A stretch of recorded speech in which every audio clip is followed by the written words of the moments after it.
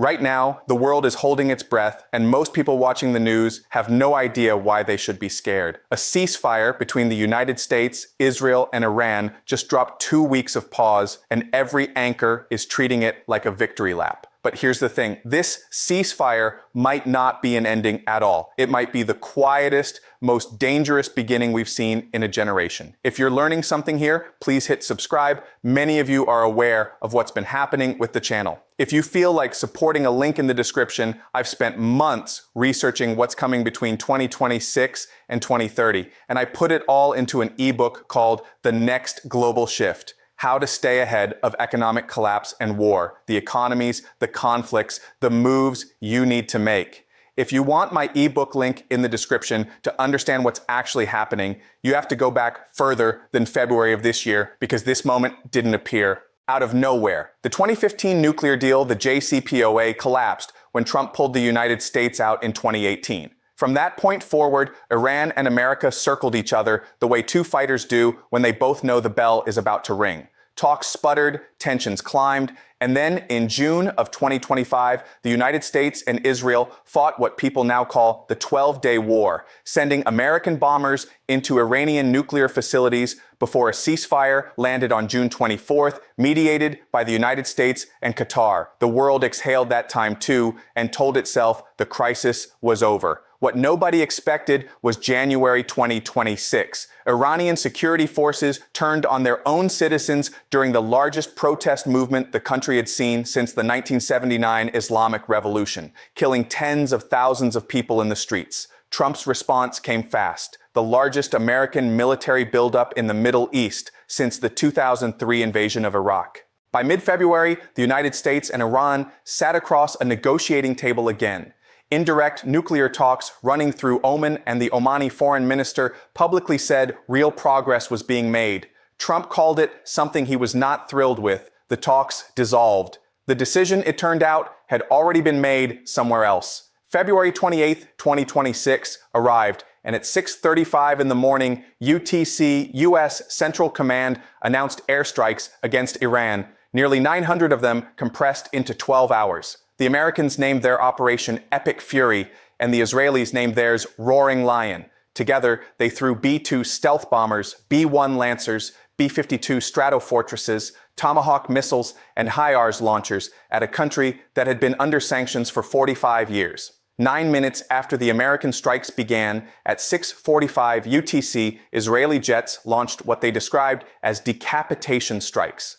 And Ali Khamenei, 86 years old, supreme leader of Iran since 1989, died at his compound alongside his daughter, his son-in-law, his grandchild, and his daughter-in-law.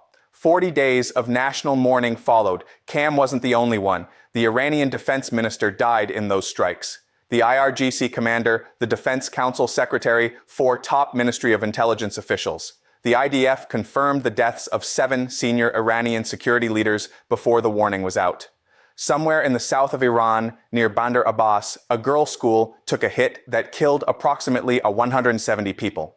The American and Israeli explanation was that the school sat adjacent to a military base and that a misfired air defense missile caused the strike. Iran called it deliberate. By evening, the Iranian Red Crescent reported 201 dead and 747 wounded across 24 provinces, and Iran's retaliation was already in the air. Drones and ballistic missiles heading toward Israel, toward American bases in Bahrain, Jordan, Kuwait, Qatar, Saudi Arabia, and the UAE, with a drone connecting to Britain's Akroy base in Cyprus and missiles getting shot down over Turkey.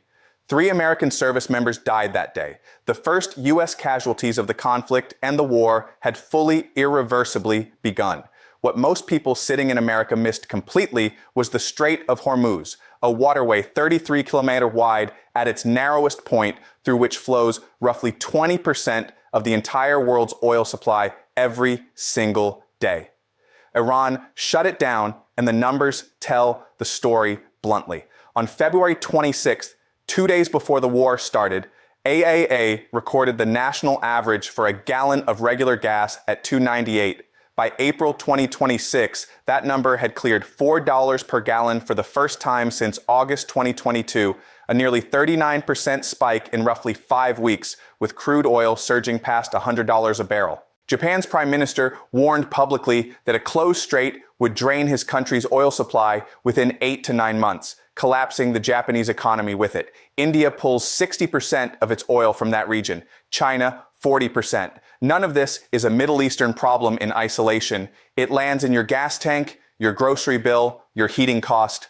Whether you have ever looked at a map of the Persian Gulf or not, replacing Khamenei turned out to be the part that should have worried everyone most. Iran's assembly of experts named Mojtaba Kham, 56 years old, the dead leader's son, as the new supreme leader, and Trump called him an unacceptable choice almost immediately. What analysts noted was the detail that mattered.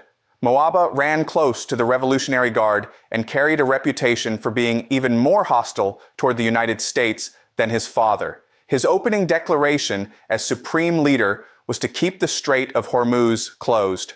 This was not a softer Iran emerging from the wreckage of its old leadership. This was a harder one. By early April, the toll of the conflict had accumulated into numbers that demand attention. Iran had fired more than 5,000 drones, over 2,000 ballistic missiles, and more than 50 cruise missiles, according to statistics from the Jewish Institute for National Security of America. Qatar, one of the world's top natural gas producers, announced it would take years to restore its output after Iranian strikes shredded its energy infrastructure. Gulf Arab nations that had spent decades building reputations as safe, wealthy, stable hubs for global business watched that reputation dissolve in real time. Then came April 7th, 2026. Trump posted on Truth Social before his 8:00 p.m. Eastern deadline, and his words were verbatim, "A whole civilization will die tonight, never to be brought back again." Congressional Democrats called it a potential war crime. Pope Leo XIV, the first American pope, stood in St. Peter's Square and called for peace, describing attacks on civilian infrastructure as a sign of the hatred, the division, the destruction. Less than 2 hours before that deadline expired, Pakistan brokered a ceasefire with Prime Minister Shahbaz Sharif's government operating as the go-between for Washington and Tehran. Iran's Foreign Minister Abbas Araghchi publicly thanked Sharif. Behind the scenes, China delivered the final nudge that pushed Iran to accept. Trump's Truth Social post read, "This will be a double-sided ceasefire." The reason for doing so is that we have already met and exceeded all military objectives and are very far along with a definitive agreement concerning long-term peace with Iran and peace in the Middle East. Iran's Supreme National Security Council confirmed the deal and claimed victory in the same breath, declaring that nearly all war objectives had been achieved. Markets responded within minutes. Brent crude dropped more than 13%. Landing at 9474, and the Dow Jones climbed 1,300 points, its best single session since April 2025. But here's the thing about that exhale. The ceasefire started cracking before the ink dried. Lebanon became the fault line almost immediately. Within hours of the announcement, Netanyahu's office confirmed that Israel's government supported Trump's decision to pause strikes on Iran for 2 weeks and then added one sentence that changed everything. The ceasefire did not include Lebanon. Israel launched Operation Eternal Darkness against Hezbollah that same day, its largest strike since the war began, leaving 254 people dead across Lebanon and 165 wounded, with 92 of those deaths concentrated in Beirut alone. By April 8th, at least 182 more people died in central Beirut from Israeli strikes that landed after the ceasefire was supposedly active. Iran responded by threatening to hit Israel if the assault on Lebanon did not stop. An Iranian media report stated that the Strait of Hormuz's reopening, the actual foundation of the entire ceasefire agreement, had been paused because of those Lebanese strikes. Shahbaz Sharif, the man who built this deal, publicly condemned the violations and urged every party to exercise restraint and respect the ceasefire for 2 weeks as agreed upon so that diplomacy can take a lead role. And Iran's Supreme National Security Council put out a statement that deserves to be read slowly. Our hands are on the trigger, and the moment the enemy makes the slightest mistake, it will be met with full force. Underneath all of that sits a nuclear question, unresolved and immovable. All of Iran's highly enriched uranium remained inside the country, likely entombed at the enrichment sites American bombers struck during the 12-day war the previous June.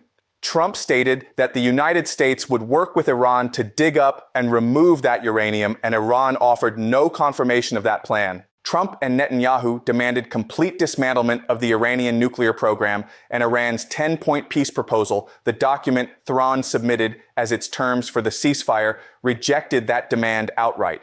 What started this whole conflict, the thing every press conference cited as a justification for nearly 900 strikes in a single morning, remained completely unresolved. None of that mattered to the Pentagon's budget request, which came in at more than $200 billion in additional war funding, a number that signals the United States government is not planning for a short conflict.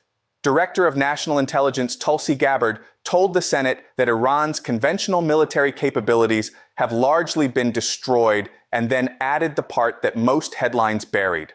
The regime appears intact. Here is what this war has cost the people who had the least say in it. Across Lebanon, more than 600 people have died and over 1 million have been displaced. More than 1/6 of the country's entire population uprooted.